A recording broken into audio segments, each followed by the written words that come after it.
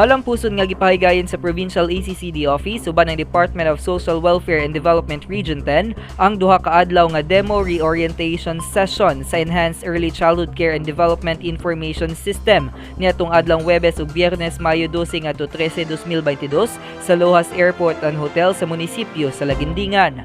Ang ECCDIS usa ka automated monitoring ug reporting system nga gimugna sa DSWD niadtong tuig 2006 kundi intumong niini nga maghatag og reliable, comprehensive ug timely information sa ECCD program nga gikinahanglan alang sa epektibo nga monitoring ug evaluation.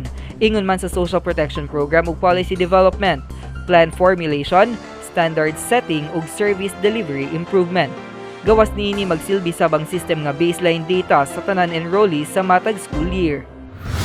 Mismong mga ECCD focal persons, MSWDOs ug ECCDIS encoders gikan sa lain-laing munisipyo ug syudad sa probinsya ang mitambong sa maong kalihukan alang sa kalambuan sa pagtuon sa kabataan ug paghatod sa kalidad nga serbisyo sa tibuok Misamis Oriental.